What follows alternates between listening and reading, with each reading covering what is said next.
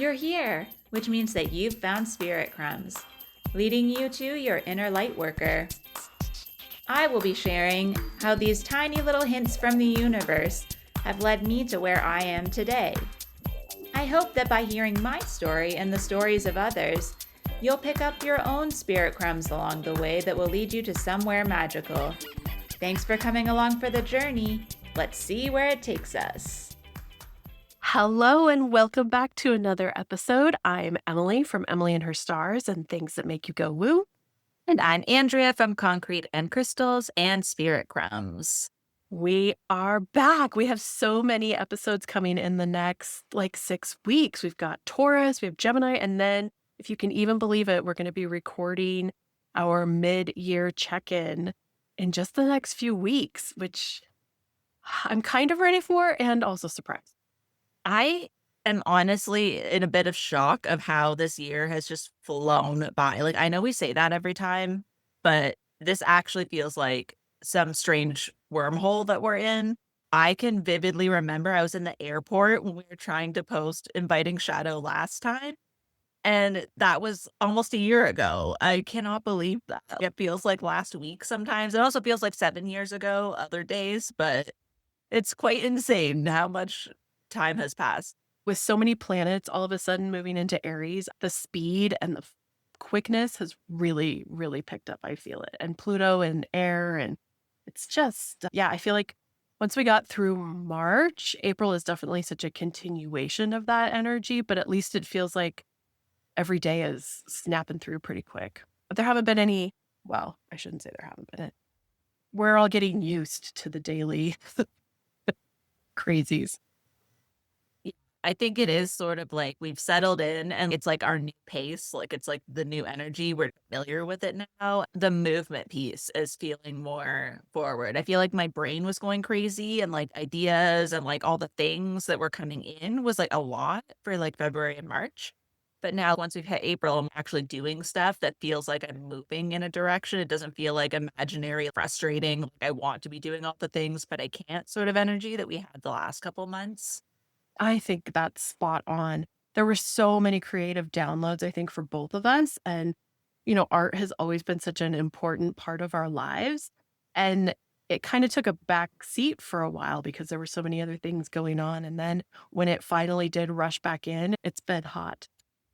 It's been a lot coming in. And it's felt really refreshing, too, to experience it.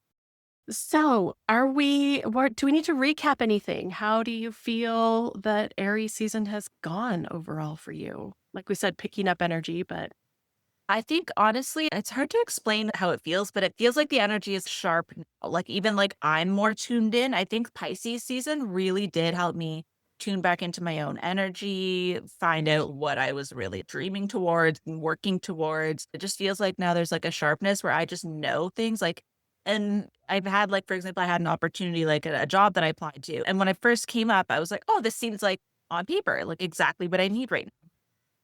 And then my energy was just immediately, as soon as I applied, I was immediately no. That the TikTok sound, immediately no. And I was like, why? Because there's nothing wrong with it. But again, that would be going back to old habits. I used to collect jobs. I had 3 jobs before I went to college the first time. I just walked in and accidentally got a job. I'm a Capricorn. That's my energy.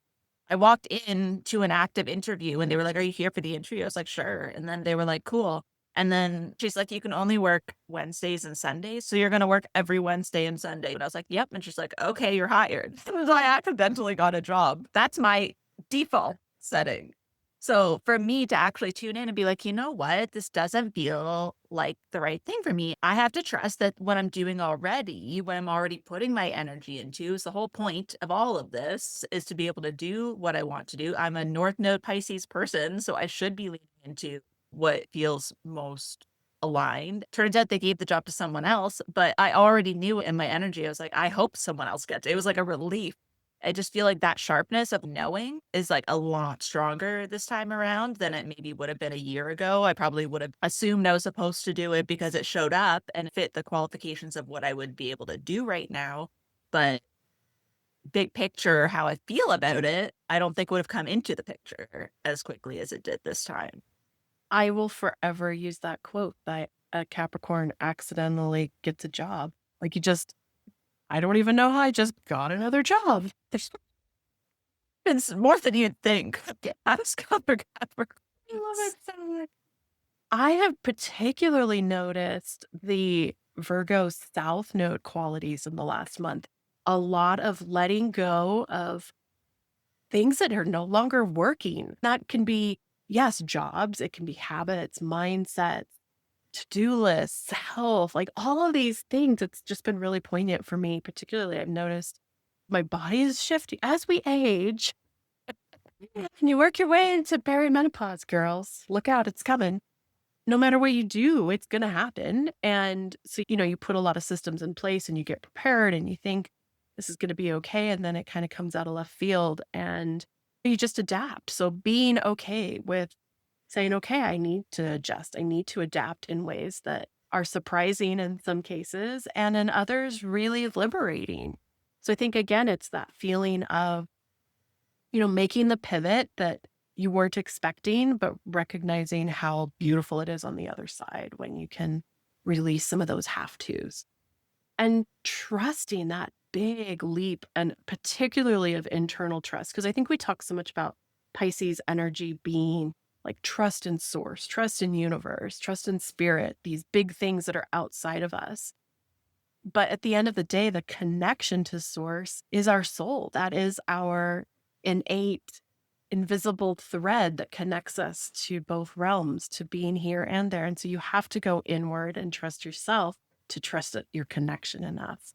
So getting back into that loop, back into that awareness, I had the most interesting experience where I was in therapy and we were talking about being able to hold the tension, particularly as someone who grew up with some childhood trauma or codependency issues, recognizing when you can feel the tension in the room or in a relationship and what it takes to be able to hold that and not drop into freeze or flight or any of the other coping mechanisms. But as I was talking with her about this, I had this download of a sculpture piece that I really want to make. And I haven't had that divine art part of me for about the last 7 years, which ironically has been the experience of Uranus transiting Taurus for me. It really changed who I was and how I work with my inspiration.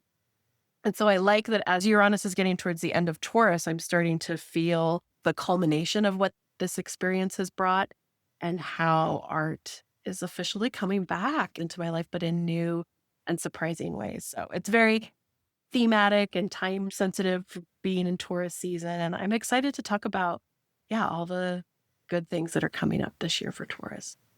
I think as an earth sign, I feel like it's been 7 years since we've been in earth energy, even though Capricorn season was a couple months ago. It just feels like we've had an eternity in the last couple months, and I'm so ready for an earth season. Personally, really love Taurus season.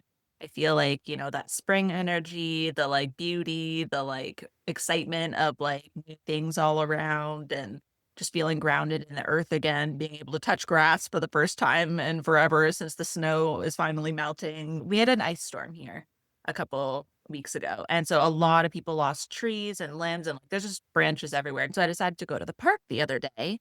And it was kind of devastating at first because there were branches everywhere, which was sad. But then I was like, you know what? I'm going to see the beauty in this and like see what there is there to like inspire me and how I can take those pieces and like do something with them. And I found so much. It was kind of insane. There's something about Taurus season where you're discovering what's under the snow, like what has been hiding this whole time, what's coming up that's new. I love when people forget what they planted the last year and see things coming up and they're like, oh my God, I forgot I planted these. I think that also shows up a lot in our own energy and like the projects we're doing, like the seeds we planted by starting things, putting ideas out there, like putting intentions out there with like Aries season. Aries season is always where I do make some sort of a shift.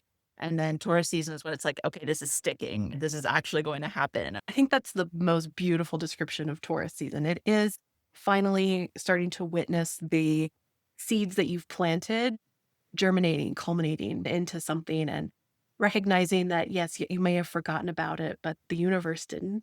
The nature didn't forget to bloom. Things just happen in their own time. And we forget sometimes that it takes time for those beautiful miracles to culminate into something. So I'm excited for this Taurus season. We also have a really beautiful window of time just until the first part of May where none of our planets are in retrograde. So it feels like we get this moment where anything is possible. Everything's kind of working in our favor. And even then, our first big player that goes retrograde, we'll talk about it a little later, is Pluto. And so it's not the worst one to go retrograde by any means. We're done with Mercury, we're done with Venus, and done with Mars. Those are three that are so heavy. And, we don't always experience Mars and Venus.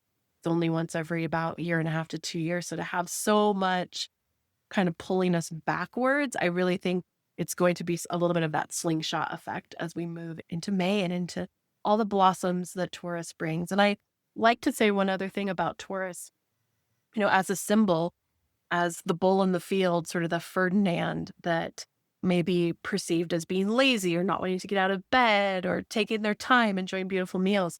I always bring up the fact that a cow has multiple stomachs. Even though the cow is sitting in the field and it may appear as though it's not doing anything, there are so many inner processes happening. There's so much digestion going on where you're taking in the environment, you're experiencing it, you're recognizing what feels good, what joys are coming out of it, what things you may want to make better and refine, what pieces you're taking away and adding to your own lens on how you're living life. That's so much of what Taurus is about. It's about enjoying it, taking in the things that bring security and comfort that matter to you, and they don't have to matter to everyone else. They can just be part of what lights you up. So I'm excited to see what the cards are because you mentioned that you shuffled. I did actually put the back this time. It was the first card too that I was a little unsure of. It's not a bad card, actually. It's just one that I was like, I don't know if this feels right for this energy. And I put it back in. I shuffled them out really good. And guess what? The same card came out in the same position. And I went, okay. And then I looked at the others and went, these are just different versions of the same thing. So I think, like I said, they're not even bad cards. They're not even scary cards. It's just felt a little off to me. But I think it's maybe me that was off because apparently spirit was very clear. So I will get started with the first week, which is April 19th to the 26th. And we got the Knight of Swords. I don't know why I'm a little bit hesitant around this card. This is the reason I put the cards back. But I think because sometimes it feels a little bit like maybe running away from something or like running towards something without really having a reason. I don't know why. I've always had an odd feeling around the Knight of Swords. However, when I sat with it a little bit longer, I realized what I was trying to say is that we do have things we're running towards. We have ambitions, we have dreams, we have these big things. And I think it's the sense of urgency. That's what it is that I don't always love about the card. There is this sense of urgency, and I'm trying to get away from the sense of urgency that I have within myself.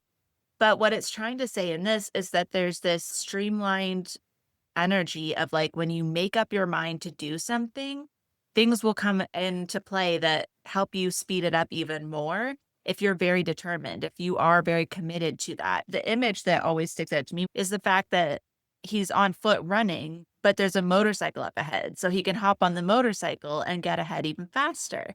And then with having the crow flying ahead, it's like every time I see the crows in this deck in the swords, it is always to me like the guides moving you forward. Like the birds are seeing what you can't see yet, and you're trusting that you are heading in the right direction. When I was feeling into this energy and sitting with the card, what came forward a lot was that I think that you're actually outrunning your own doubts. You're trying to do it before the doubts slow you down and prevent you from making the movement.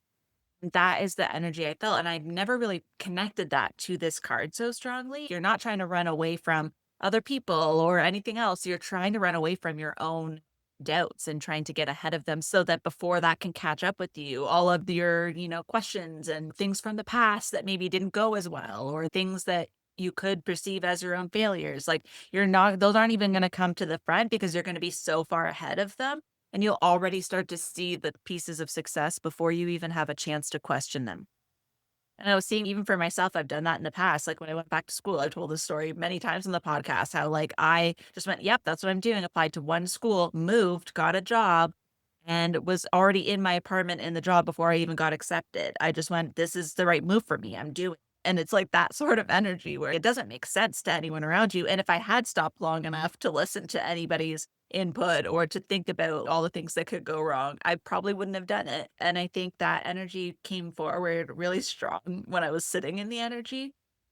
But the other piece that came up was in this deck, one of the things that really stood out from this one is that, yes, we're putting our energy in one direction. We're picking one thing, we're going with it, we're chasing after it, and we're not second guessing ourselves. But also, the phrase is like strive for excellence every day, doing the little things. That has been coming up a lot in the last couple of months. The Eight of Pentacles is one of my favorite cards. It comes up for me as a reminder a lot to just keep working away at your craft. But there's things happening behind the scenes. Again, there's like seeds you've planted that the universe is working on it. And as long as you're still moving in that direction, you may not get that speed right away, but as you do the smaller things, something will pick up and move you forward. It doesn't mean you have to like change your entire life overnight like I sometimes do. But it's that reminder that you can trust that you're going in the right direction, and as long as you're still taking some action towards it, then you're teaching yourself to trust yourself more. And I think that's what Emily was saying with that energy of like, it's not just trusting the universe, because then we really wouldn't do anything if we just trusted that the universe was going to, serve us on a platter. But it's that trust in yourself that like, I know I'm going in the right direction. All signs are pointing in that direction. So even if I can only take small steps for now, I'm gonna do it because that's what I really feel in my bones is what I meant to do. And because this card came out in the same position twice in a row, I do really feel like this is how we're meant to continue for that window Emily was talking about. I feel like this ties into it because that last part of that window is like that week. And I think it's time to, while we have everything direct going in a forward direction, take advantage of that and do the things you've been talking about. And then that's the energy I'm feeling now. It's like whatever that thing is that you've been really dying to do, just take some small steps towards it and keep doing that. And that will make you feel better and you'll trust yourself more. Because if you keep breaking your own promises to yourself, you're only going to end up getting stuck in a loop again. I love your explanation of the Knight of Swords. He's also one of the cards that I struggle with. It sometimes can feel a little too chaotic. So I think that's a really great description for this week's energy. Of course, on the 19th, this is the day that the sun plods into Taurus for the next month. And I really think so many of us are ready for this like cool down after all of this Aries energy. And this earth sign really is here to remind us that spring is one of the most beautiful times of the year. It's a time to slow down, take some serious action with those wild and crazy ideas that have been, right? Our mind has been the Knight of Swords. We've been chasing and downloading and looking at everything from so many different perspectives. And this is really the reminder here in Taurus season to not forget to look around and enjoy the view. We can get kind of hyper focused. Enjoying life's luxuries isn't always about extravagant spending. I think that's maybe some of the shadow work we're starting to work through right now. We're also remembering that we can take pleasure in nature, in museums, even shopping our own house for treasures. It's like, oh my God, I have so much stuff. I forgot I had this. Pull out the boxes. Really look at your surroundings in new ways. The other thing that's happening on the 19th, Mars and Neptune are going to trine. So that means they're 120 degrees apart. And what's interesting is they're going to ignite at 0 degrees of Aries, which is where Neptune is, and Mars is going to be at 0 degrees of Leo. This is hearkening back to some of those 1800s vibes that we've talked about. And I kind of liken it to the idea that we're linked by a wormhole to that era because we're again experiencing some of these distant and historic vibes. This is a lot of egos on full display. I think of like peacocks strutting around trying to impress everyone. That's a very spring-like characteristic as well. Everyone could be or maybe should be walking a thin line with what they share and to whom. You'll probably see a lot of loudmouth leaders will be strutting and like kicking up dust and trying to show off.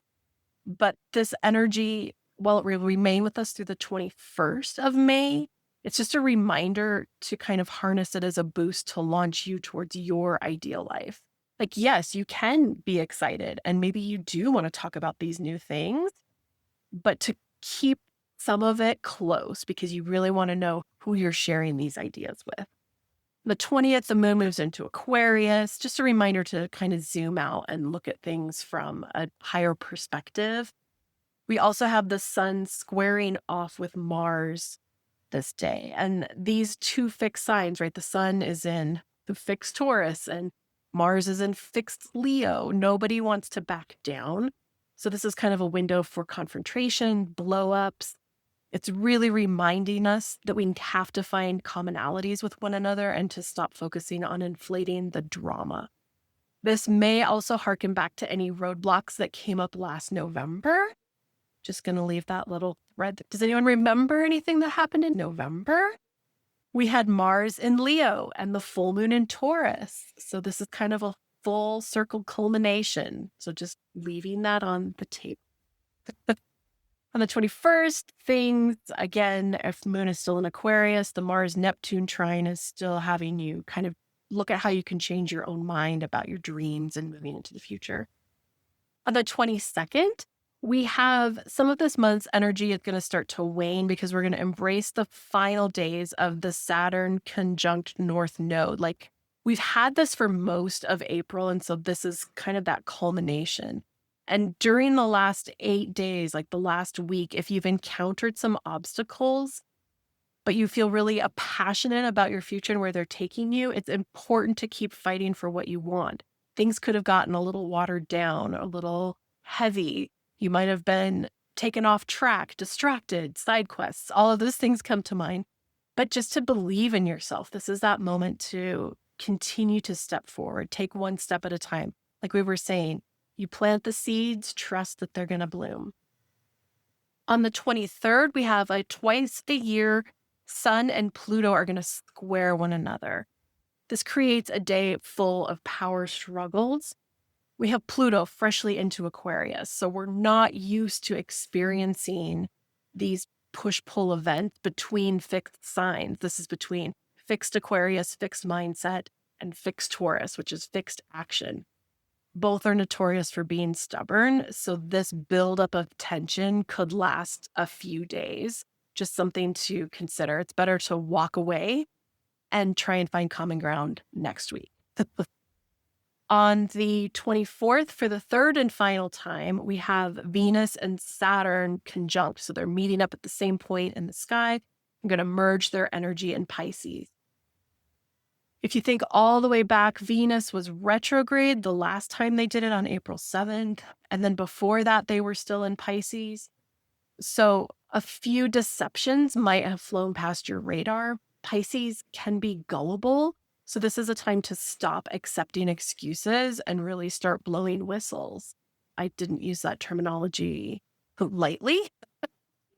It will feel good to get things done and get to the point. And the moon is going to continue in Pisces. So trust your intuition. It's really important that you lean into that.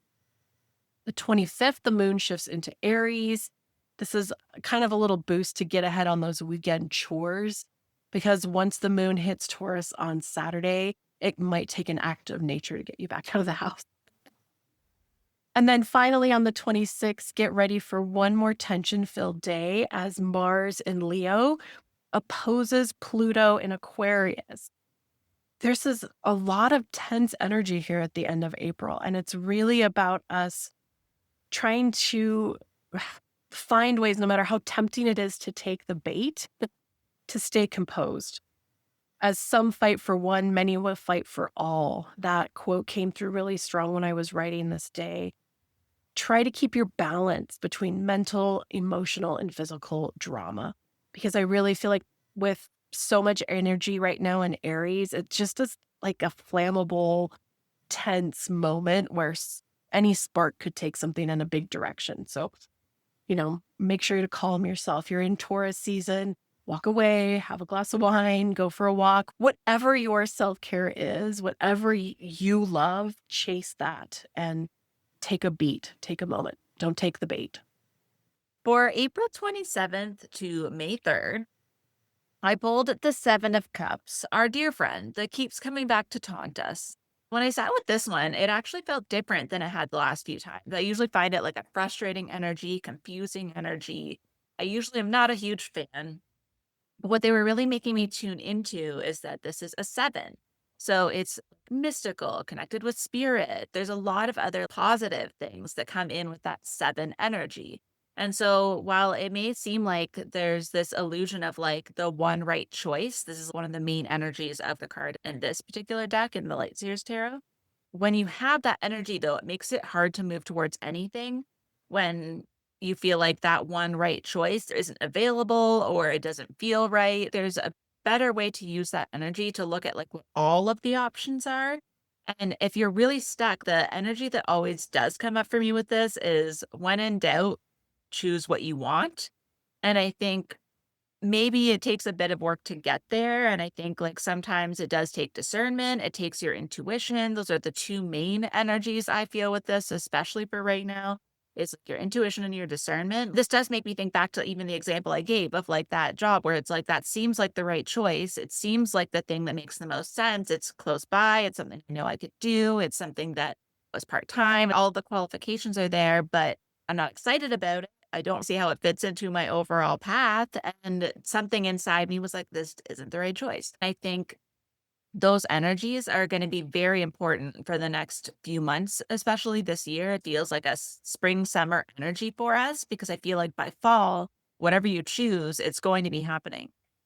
And if it's something you don't want or you're not happy about, then you're going to be stuck in the same position you were before the opportunity came up, where you're going to have to find something totally new again or start from scratch, or you're going to lose the momentum that you've made with all the seeds you planted. It's like the visual that I got from it is like you're going to have all these choices and you could do whatever you'd like to do. But it's the image of like if you just planted your garden and someone says, hey, do you want to move over here and help me with this other project? And then you leave your garden and don't water it, energy or resources going into your own garden.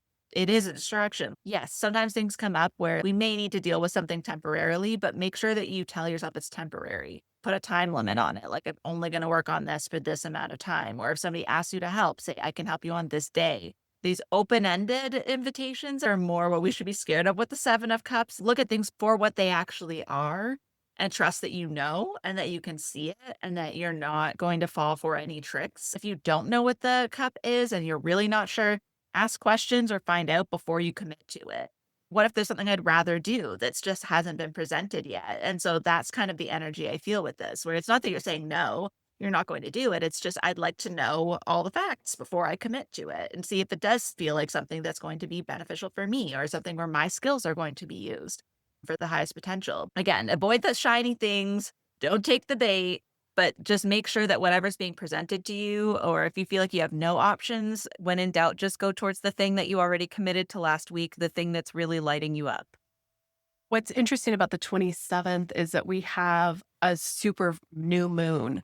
So this is really creating a mega dose of practical magic for anything that has kind of left you feeling unstable, ungrounded, unsure. So this is a really great moon to work with. How can you reimagine what you actually need to feel comfortable?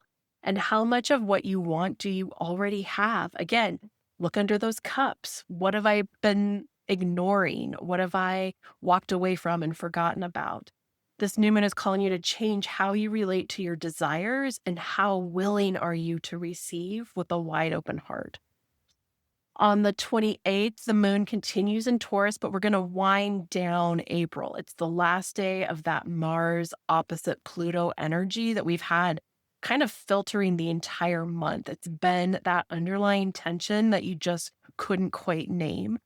And over the last few days, you've likely felt the flare of tempers and egos. Like we said, the peacocks strutting around, people stepping on one another. As this energy fades, recognize where you've pushed too hard and find ways to come back into alignment. Find ways to take care of yourself this weekend. On the 29th, the moon moves into Gemini, giving the opportunity to get curious and explore some of those big emotions that surfaced in the last few days. I really invite you to use the energy to connect with someone you love and explore ways to share your viewpoints through a new lens, reach across the aisle. see if you can have a conversation with someone that might surprise you. On April 30th, get ready for another dose of fire because this is the day sultry Venus finally, post retrograde, makes your way back into Aries.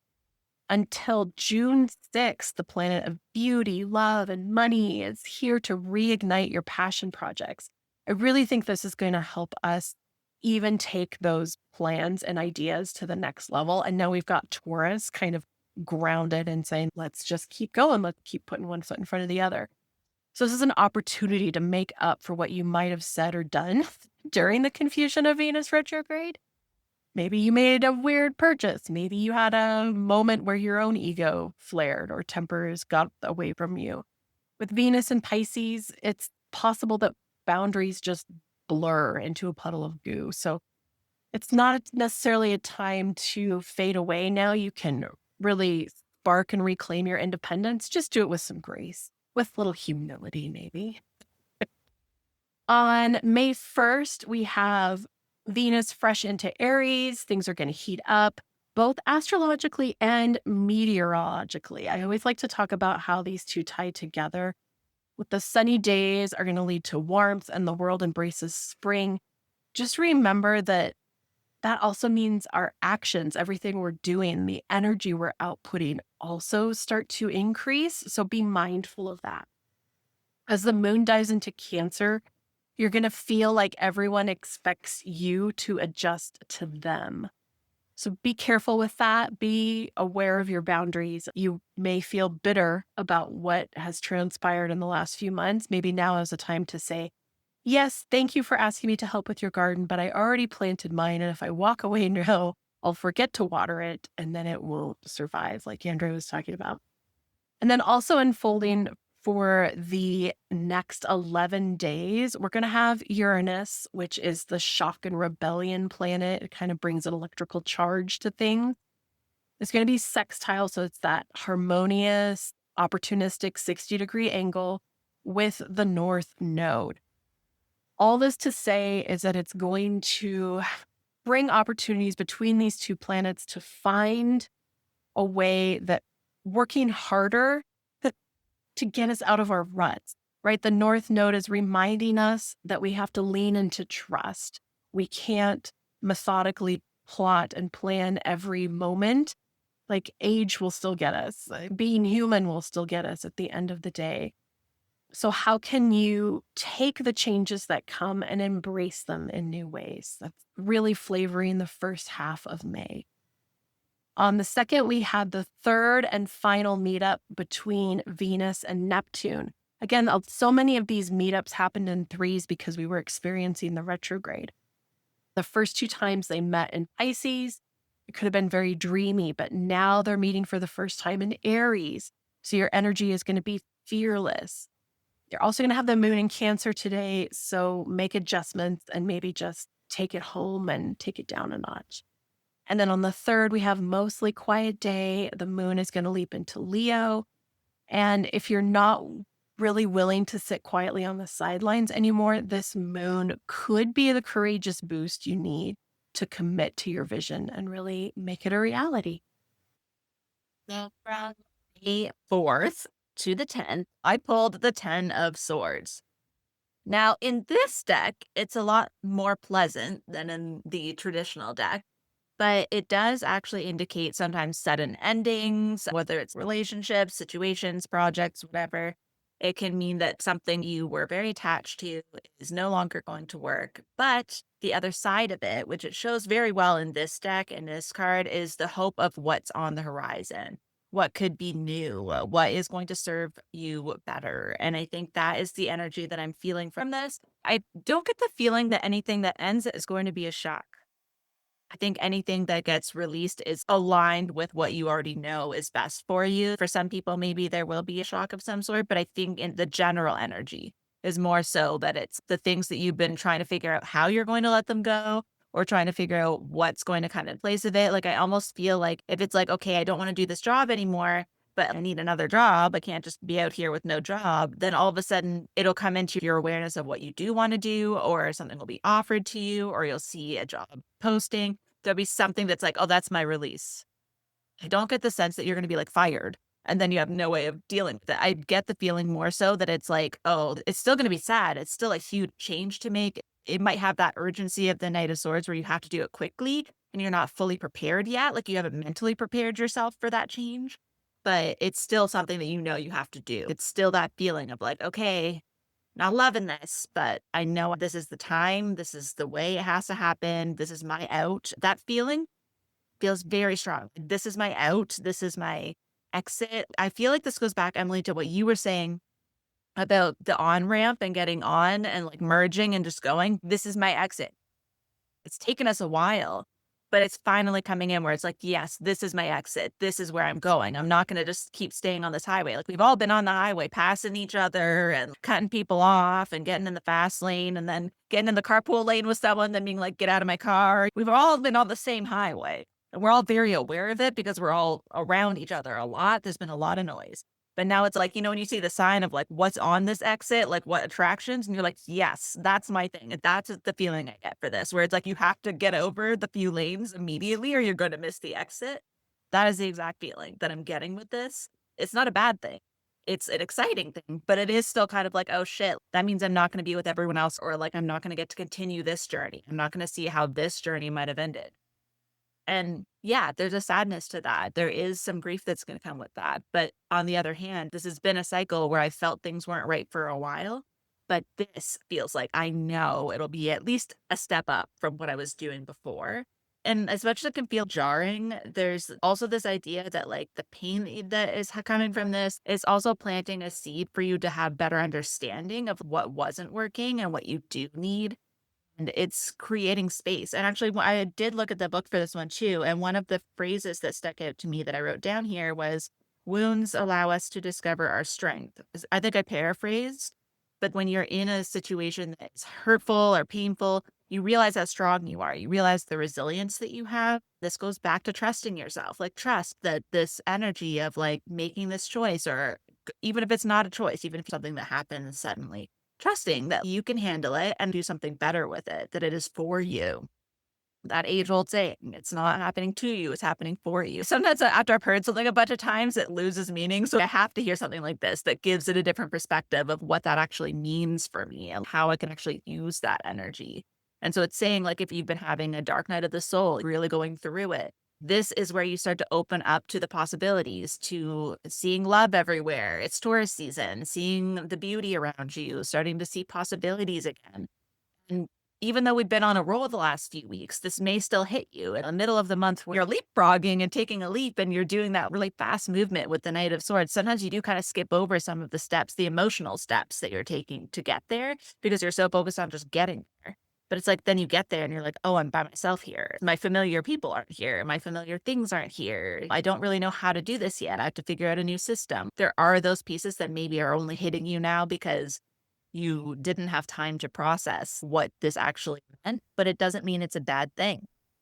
It's part of the process. We have to trust that sometimes the grief is there because it has to be. It is how we process and fully feel immersed in a new situation. Because I think if we never deal with those things, we're never going to fully feel planted wherever we end up because we're still kind of attached to that past. Whereas if we fully process it and we go, okay, I'm okay with that not being my journey, then we can just keep going in the new direction that we've chosen and still have memories and connections to that past thing, but it doesn't mean we need to keep doing that thing.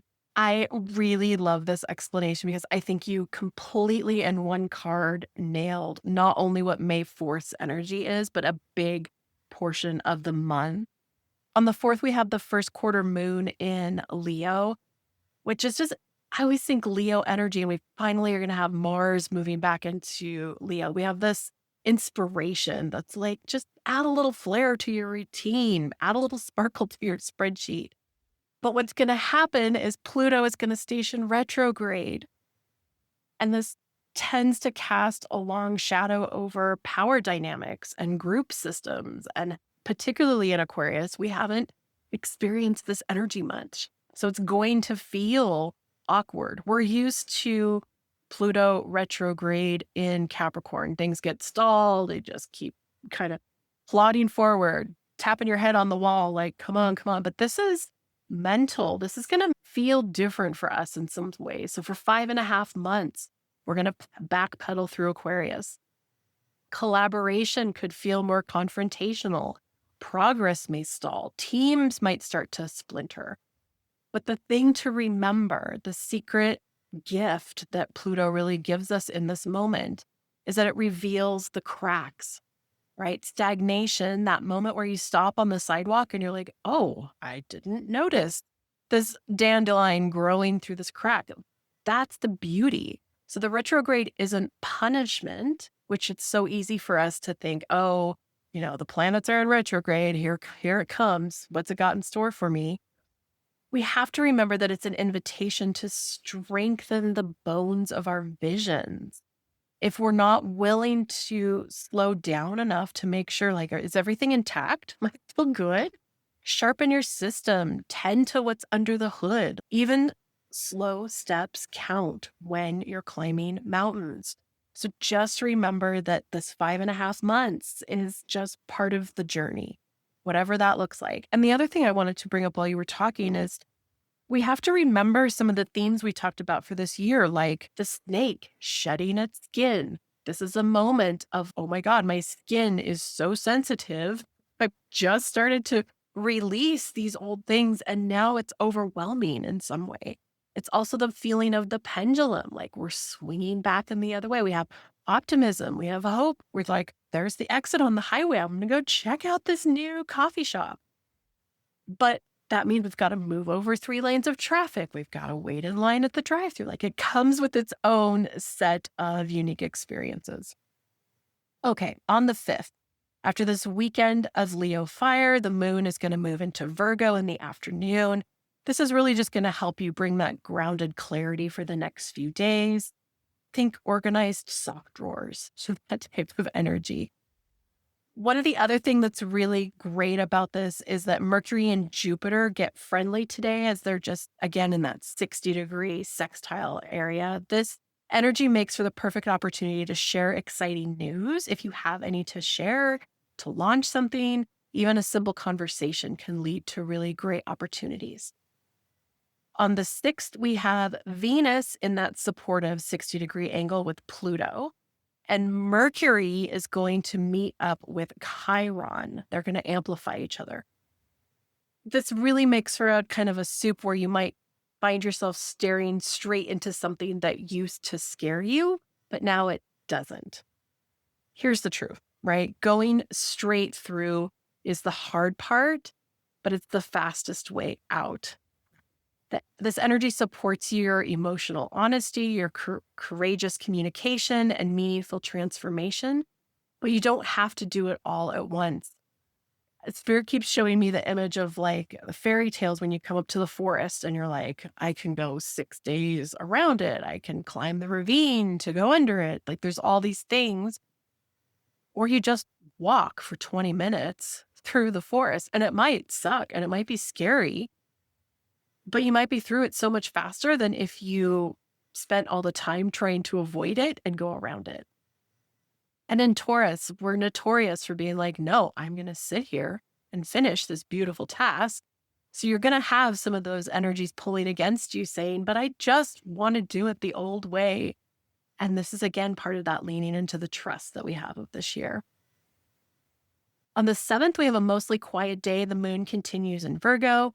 Remember, Uranus and the North Node are still supporting each other through the 11th.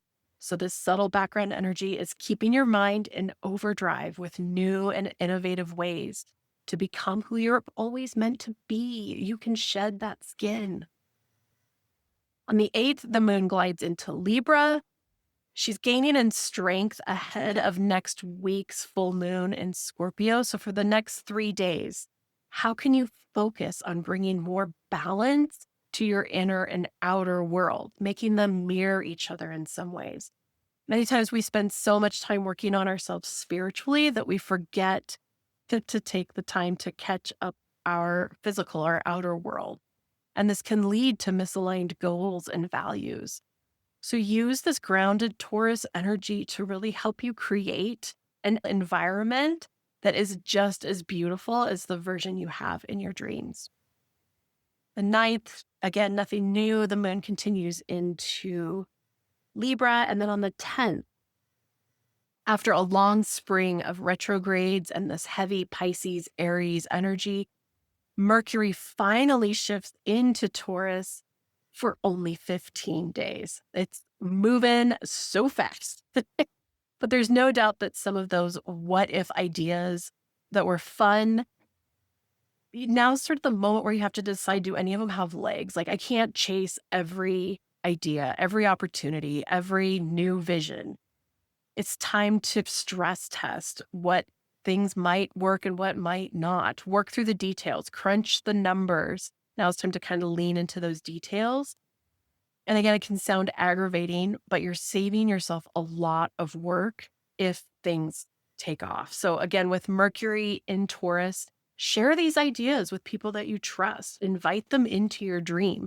You still want to be cautious. You're not putting it on Facebook. Hey, I'm going to have an open Zoom. Anybody want to come tell me what's great with my idea? No, but you might be like, hey, you're my closest friends. I've got this. What am I missing? What am I not seeing? From May 11th to the 17th, I pulled another 7 card, but I pulled our old friend, the Chariot, who comes back periodically to tell us that we're on the right track. We just have to keep going because the energy is there. So this has very similar energy actually to the way that the Knight of Swords came in, where it's like, yes, you're really just moving in one direction, but the energy I always feel around this is sometimes it means taking 2 energies and having them go in the same direction. The fact that we have both the horses, so whether this is the spiritual and the physical or the head and the heart, whatever it might be, maybe it is bringing someone along, trying to get someone else aligned with what you're doing, whatever it means to you. There is supportive energy right now. Sometimes we think we can do a million things and still get there, but there's only so much room on the Chariot. If you add too much stuff, it's just going to slow you down. You might get there eventually, but it's going to be one of those things where you have like 4 started projects and you go week after week with nothing finished. And I know that feeling all too well. So I am not judging anyone because that's my life story. But I feel like this is the energy of like, because we have the energy to take inspired action, it's like we've had a couple weeks now that we're very much like, let's do this. I know I can do this. And we had a little bit of time to be like, okay, what do I need to release? What do I need to kick off the Chariot so that I have the energy to move? Like, did I pack too much? Am I doing too much? But now we're back to this energy of like, okay, I was right. I'm still going in the right direction. Maybe I slightly adjust your course if there's something that needed to be corrected. But having that confidence in the direction you've chosen for yourself is still important. It's this confirmation from spirit that you are not wrong. Sometimes you need an adjustment. Like Emily said, maybe you are going to ask the people around you and maybe they can see a connection they have, or maybe you're not giving yourself enough credit, or maybe you're trying to do too many steps. Maybe you think that you need to put more into something when you could make it very simple and it would still be great. A lesson I've been learning over the last 10 years is that I do have to have that time by myself, like what Emily was saying earlier, but processing it yourself, allowing yourself to be excited and in the energy and go through the whole imagination of like, what would this look like? What would I get out of this? Regardless if it's something you're going to do or not. When you're at that 7 of Cups, I think going back to the 7 of Cups, that's when you have to do that. It's not something that everyone else could tell you what the right cup is because everyone else is going to choose a different cup, even if they could see everything that was in it. So it is part of the process. So you do have to kind of like feel confident in yourself before you share it. And then when you're already feeling confident, you're not sharing it to say, should I do this? Like Emily said, you're not just saying like a full open call to who wants to give me feedback. That's a terrible idea at any point. Even if you're 100% confident, you may start a fight. So let's not do that. But once you're confident and you know you're not going to change your mind about the direction you're going, you may just get feedback of what to pack, what route to take. If there's someone you should stop and talk to along the way, you're going to still get feedback with the confident energy of, I am doing this. Do you have anything you'd like to add before I head out on the road? You still are going to do it. And then the other part of this that I really like from the Light Seers Tarot is that it talks about, in a way, you're taking inspired action, not just towards a specific thing, because that might change while you're on the way, but it's you're going towards who you want to be. You're still heading in the direction that's choosing you. That is another lens to have so that if it does change slightly and the actual specific thing or job or project doesn't quite work out, but on the way there, you find something better, But you're not going to fight it. You're going to say, yeah, let's pick that instead. If the focus is the best version of me, leaves it a little bit open so that you're still not going to choose something that you don't want to do, but you will be open to something that could be even better or have more options attached to it.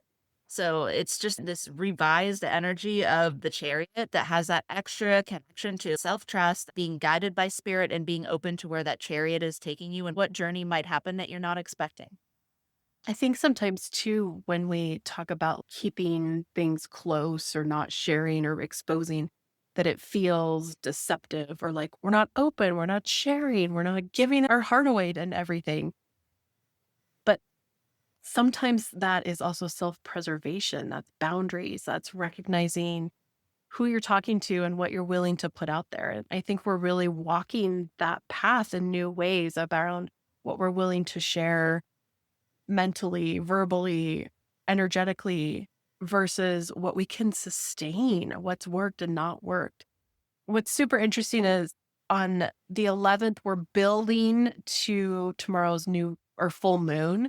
So this could be an emotional day when everyone gets a little too deep into their feelings.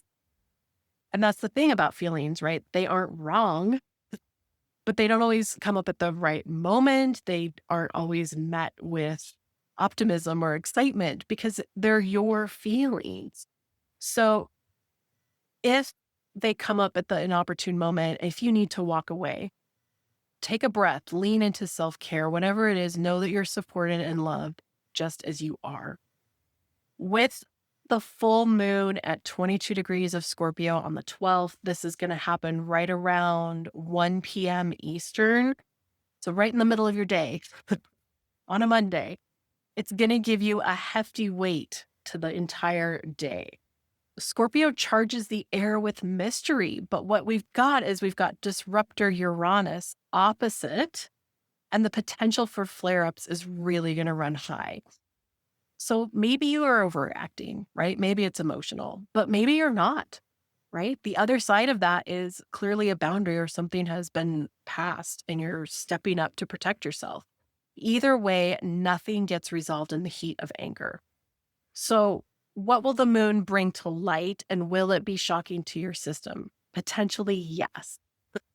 But with Mercury square Pluto today, you'll be better off keeping your cards kind of close to your chest because nothing is going to be completely what it seems. There's going to be that air of mystery where you're going to jump to a conclusion and think, this is what it is. You're ready to name it. And then you're like, oh, but it wasn't quite that.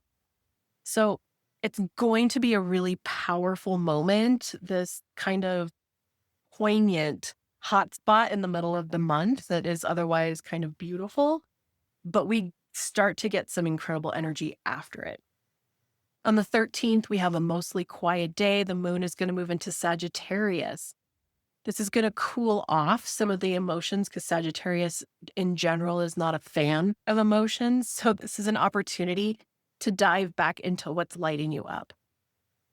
On the 14th, the sun in Taurus is going to be in that supportive 60-degree sextile, but this time with the North Node in Pisces. This energy creates an opportunity for you to illuminate the best possible version of yourself, right? That North Node version, but with the Taurus luxury and plushness and loving energy around it. This is grounded effort meets soulful vision. Trust that the small steps you're taking are going to lead somewhere meaningful. We're finally starting to see some progress, but again, you have to trust it before you see it. On the 15th, we have Jupiter squaring off with the North Node, and this one's going to last for 4 days. So 15th through about the 20th. This makes for a pressure cooker of karmic growth and expansion because Jupiter wants to expand everything, but it's not in a comfortable angle with the North Node. It's really forcing it beyond its limits. So the temptation here is to gloss over things or avoid the tough stuff entirely. But if you're willing to question your beliefs and take the higher path, this could stretch doors open that you didn't even know were there.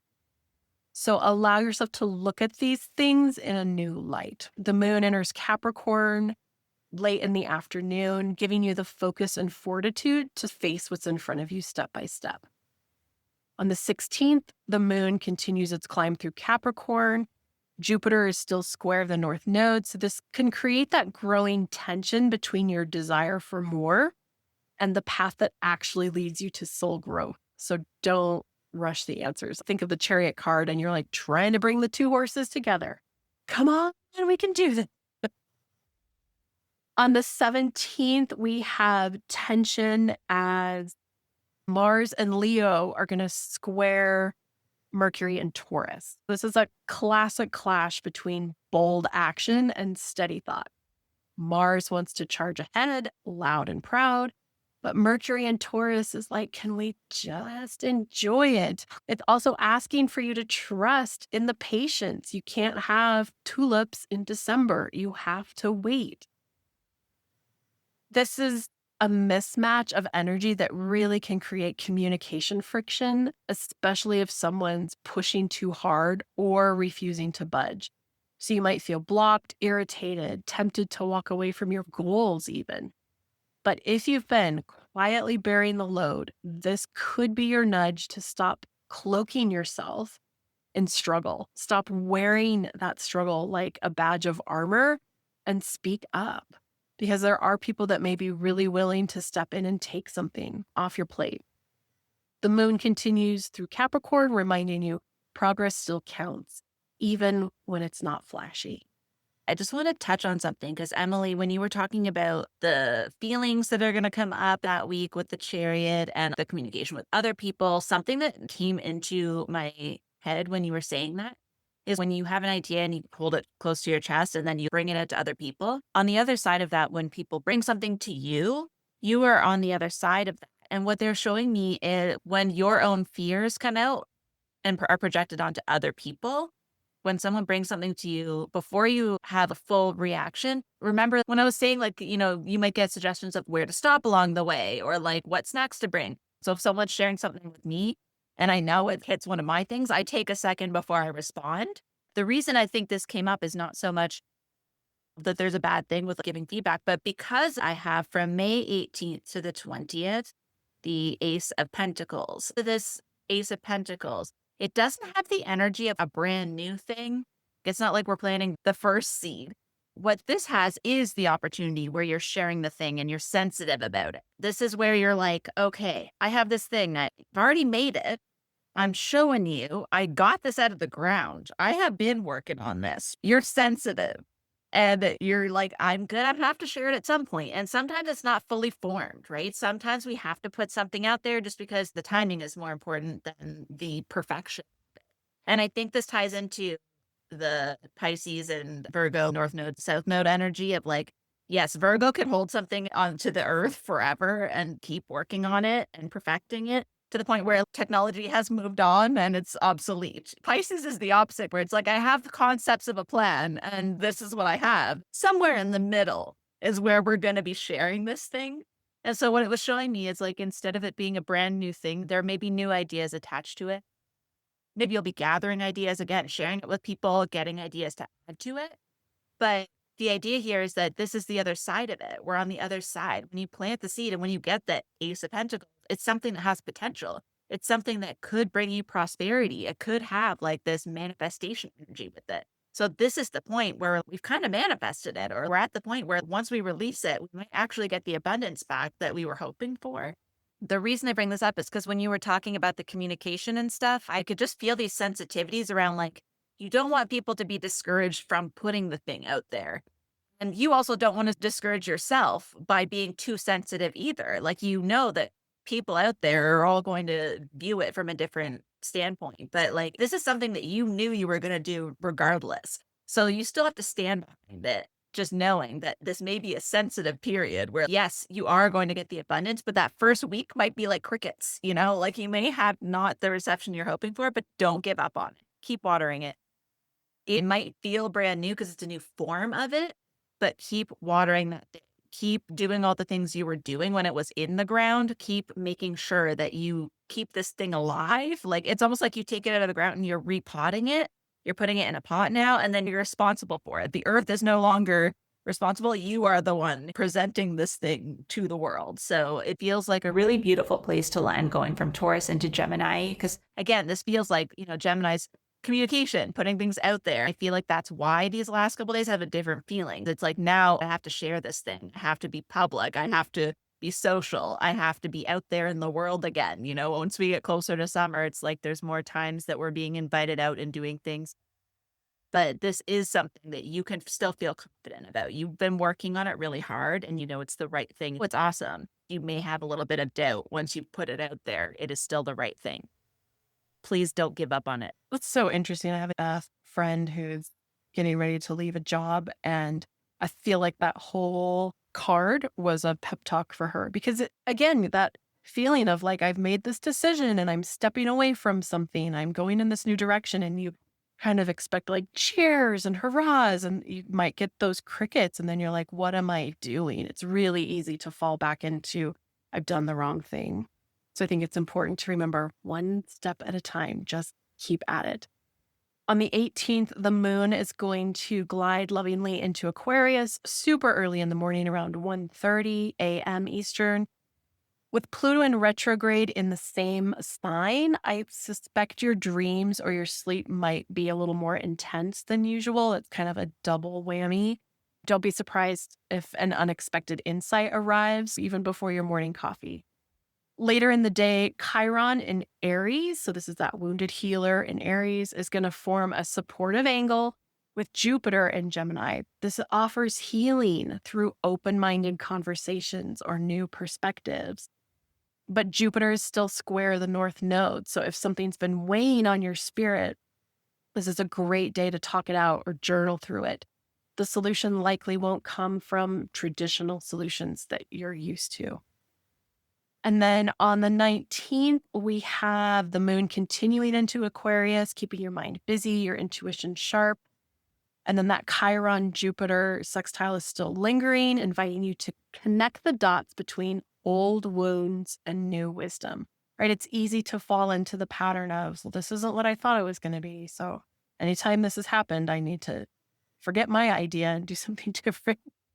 But if you've been doing that internal excavation, today might bring clarity or at least a shift in how you relate to the story you've been telling, not only others, but yourself. And again, this is that, like you were saying, that beautiful energy right before Gemini, where we kind of break into literally wanting to spend time with each other, but sharing everything, breaking down ideas, looking at things in new directions. So while I think this is a really beautiful opportunity with Taurus, I think we all kind of need the slowdown. We all need the reminder to take care of ourselves, and there's going to be opportunity for that.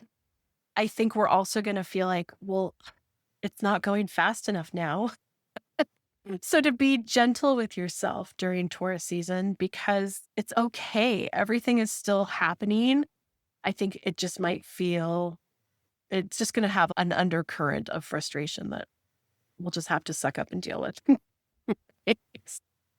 Feel like that frustration is something that happens when you're really excited. Like when you're really excited to move forward with something, anything that slows you down is going to be frustrating. But we have to keep in mind, like Emily said, just because it's not the speed you want doesn't mean you're not going to get there. I get the sense that we're all sitting in that car and now we're the kid in the back seat saying, are we there yet? And it's like we literally cannot just enjoy anything. We can't just have a good time. We can't just enjoy the scenery. Like, are we there yet? How many more hours? Like, I don't know. We'll get there when we get there. There's traffic. Like, relax. We finally are on the right track. And it's like, now we can't wait to get there. We literally cannot wait. I love this. Okay, so what do we have coming up in Taurus season? Like, what are you looking forward to? Do you have any new offerings, any exciting things you want to share? I'm just really focused on my newsletter and I have some bookings open. Because now I'm doing my recharges seasonally, I'll be dropping in a few things that I've been working on for the people that purchased the spring one. There's going to be some new articles. If you missed out on the spring one, the bookings are open now for you to join the summer one, which will be in July. I'm already enjoying the format because I'm feeling like I'm able to collect thoughts. I have these articles that now I've been working away at, and I feel like I've been getting a lot of messages from spirit, a lot more depth compared to trying to wrangle it all into a 2-day PDF.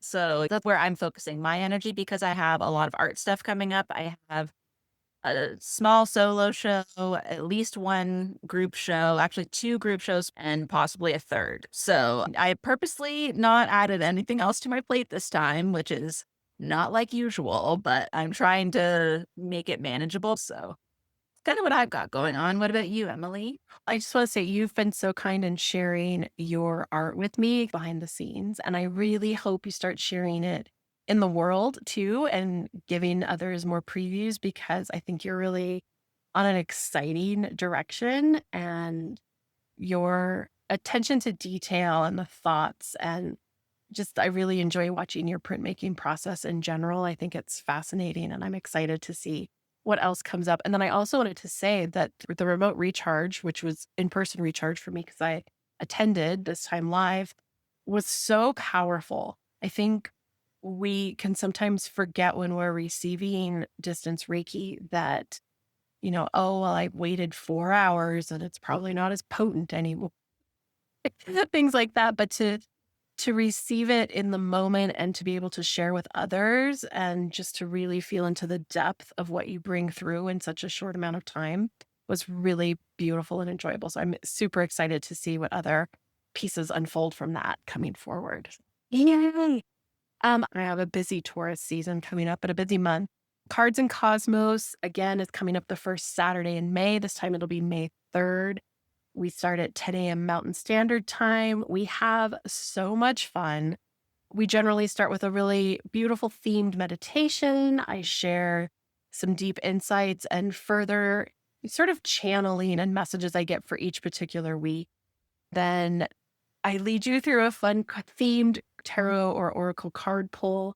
Next month, I have to say, is just super sassy. It's taking everything in me to not give it away, but I want to keep it a secret for the members. So it'll be super fun. And then we share and exchange energy with one another and really sit in that space together. Has been so fun and beautiful. And then I decided for those that couldn't make it or weren't interested in the full package and spending the whole month together, I am selling now just the ritual kit. So just the booklet and a recorded meditation so that you can take it and do it in your own time and space. Because that's completely understandable that sometimes you just need to kind of grab and go. So those are available in my store.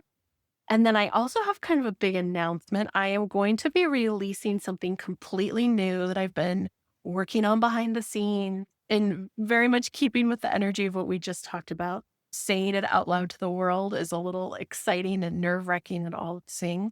But I have been working on this a series around Akashic fairy tales.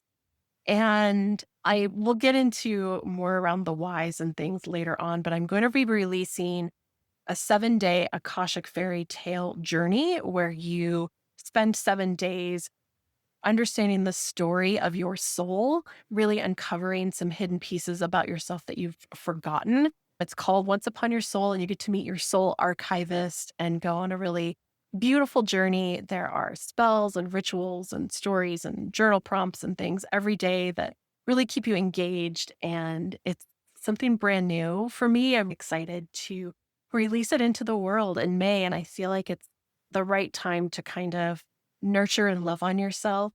I love giving people the opportunity to go into the Akashic records without feeling like you need tons of experience or that you can't have access to this beautiful information. There's no need to gatekeep it or keep it behind prayers or, all these things. It's this beautiful energy that's always accessible to you. And so I'm very excited to bring this new thing forward. I love Cards and Cosmos. I love the energy. I love how you provide so much, but you also give that space for people to process it, share it with each other, and that community experience.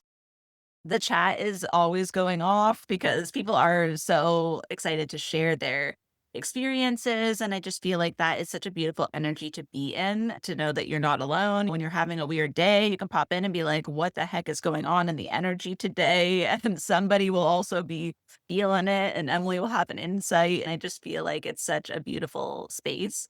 And then the Akashic Fairy Tales sounds incredible. I haven't spent much time at all in the Akashic records myself, and I just feel like it's something I've been dying to explore more. I am very excited for that. And because Emily is our resident Taurus, I feel like it's so beautiful to have her sharing this in her season. I'm hoping you have a beautiful month because you deserve it. I hope that your birthday brings so much beautiful energy this year. Thank you. I am excited. On my actual birthday, Uranus is going to be right on top of my sun. So it's going to be some interesting energy. I'm looking forward to May. We'll see what surprises come out, but it definitely feels pivotal in a lot of ways. So we'll see where it goes. And then I really want to encourage everybody as a Taurus who loves Taurus season to lean into the things that bring you comfort this spring, to not feel guilty about it. I think sometimes we're like, oh, I've watched this movie 1,700 times. Do I really need to watch it again? And at the same time, how does your nervous system feel when you can be in that energy and know the scenes and feel into the music and whatever it is? Allow yourself to experience that, because that's part of what we need, particularly coming out of this spicy eclipse season. We're going to have a little bit of a spicy Gemini season coming up. Really allow yourself to ground and just be in the enjoyment of the season. Totally agree. I know we usually have a movie or some sort of a media thing, but this is the invitation to choose whatever brings you joy. If you're a music person, put your favorite album on, put on headphones, ignore everyone else, tune out everything around you. I am one who watches pretty much only exclusively movies I've seen 47,000 times, at least when I'm paying attention. In the background, I have other movies on a lot, but I will watch You've Got Mail, Serendipity, and Sleepless in Seattle. I will watch them back to back sometimes. Must Love Dogs is another one of my favorites. I couldn't find it streaming anywhere and bought it on Amazon because I just wanted to watch it multiple times. So I encourage everyone to do the same. And I think, like Emily said, just leaning into whatever makes your nervous system feel better, whatever makes you feel comfy and cozy and just full of joy, I think is where we should be. Again, we're in this window between two spicy times, like Emily said. So why not actually, this reminds me, for some reason, gives me the vision of like when you're making a curry, because I make like a lot of Thai curries. And like you add the coconut milk because it balances out the spice. It's like Taurus season is the coconut milk. It is the sweetness that like balances out the spice so that you don't burn yourself. We already have the hot peppers. Like the peppers are already in there. Now we're adding the coconut milk and we'll stir in the curry paste again in June. But then it'll be great. On the other side of it, we'll be like, wow, look what we made. But if you're not careful, by solstice, we're like ready for a party, invite everybody over, get the family together. Yes. Exactly. The coconut milk of the zodiac. I love it. Yes. Well, thank you, friend, as always, for being here. I love our chats. I love the insights. Thank you to all of our listeners. We so appreciate you out there in the wonderland of the internet, and hope everybody has a beautiful May and a beautiful Taurus season. Thank you so much for joining me on another episode of Spirit Crumbs. You can find me on Instagram for this podcast at Spirit Crumbs, or you can also find me at Concrete and Crystals for my own spiritual offerings and more tidbits about my own journey. Thank you for listening, and we'll see you in the next episode.